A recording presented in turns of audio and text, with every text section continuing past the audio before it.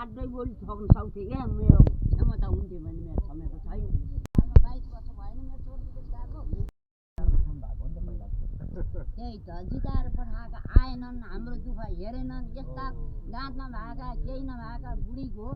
हातमा हेरेन मेरो छोरो 22 वर्ष भयो सर विदेश बसेको खाडीमा बस्यो कतारको खाडीमा म कति तर्फेर बसेँ हुँला जस्तो मेरो छोरो तस्तै हो नि हजुर मेरा दुःख हेर्न आउनुहुन्छ कि आउनुहुन्न हेर्छु मैले 22 वर्ष भयो 22 वर्ष भयो मेरो छोरो 60 सालदेखि गएको अहिले 82 सालमा 22 वर्ष भएन मेरो छोरो विदेश गएको म एउटा छोरासित म कति तर्फेर बसेँ हुँला ल भन्नु त मेरो छोरो ऋण नसकेर अलिकसम्म विदेश बस्नु परेको छ हामीलाई पाल्न छोराछोरी पढाउन पाल्न भनेर यस्तो दुःख यस्तो कष्ट हुँदा नेताहरूको पैसा कति डढे त्यो पैसा जनताले दुःख पाउने हामी जस्तालाई बाँडिदिए नि त हुन्थ्यो नि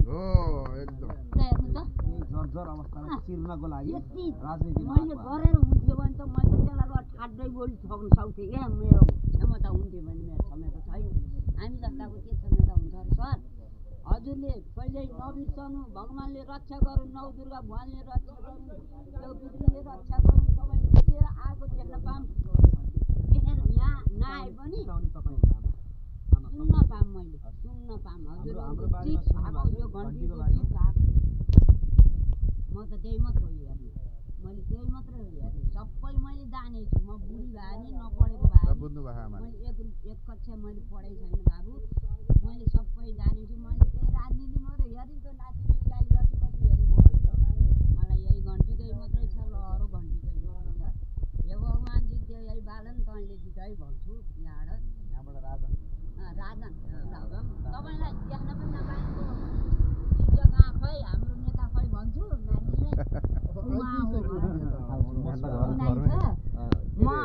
मेरो पीर नमान्नु बाबु तपाईँ ढुक्क हुनुहोस् तपाईँको छोरालाई 22 वर्ष विदेश राख्न बाध्य बनाउनेहरूलाई यो चुनावमा तपाईँहरूले तह लगाइदिने हो भोट हालेर तह लगाइदिने आमा यो पटक चुनावमा मलाई पनि बुझेछु मैले फोटो हेरेर बस्नु परेको छ नि बाबु म मेरो बुढो बितेर जानुभयो 2 वर्ष भयो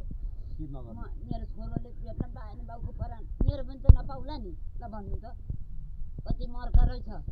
कति पीडा छ मेरो छोरो ऋण तिर्न बन्दै मेरो नाति 20 वर्षमा जापान गएको पढ्न भनेर यहाँ पढाइदिए भए यहीँ पढ्थ्यो नि यहीँ रोजगारी भएको थियो यहीँ जागिर खान्थ्यो नि मेरो छोराले पनि 20-30 हजारको जागिर पाए यहीँ गर्थ्यो नि विदेश बस्नु पर्थेन भनेपछि भगवान्ले रक्षा गरून् अहिले जित होस् घन्टीको मैले त्यही भन्छु आशीर्वाद हजुर ढुक्क हुनुहोस् यहाँका सबैलाई बुझाइदिनु तपाईँका जस्ता पीडा यो प्रत्येकका घरमा हजुरका जस्ता पीडा छन् आमा यही पीडामा मलम लाउन आएको मलाई अहिले चुनावसम्म तपाईँहरूले यहाँ ध्यान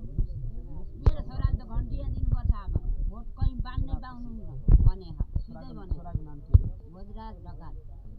भोजराजजी अहिले म तपाईँको आमासँग छु यति बेला हजुरको आमाको आँसु मैले नजिकबाट देखेको छु ढुक्क हुनुहोस्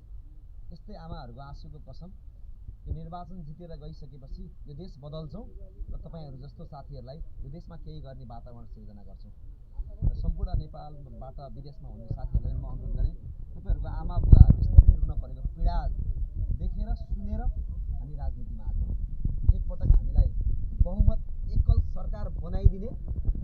प्रयास गर्नुहोला त्यसपछिको 5 वर्ष हामी सर मेरो बाबु भोट दिन आउँथे छुट्टी पाए त भनेको थियो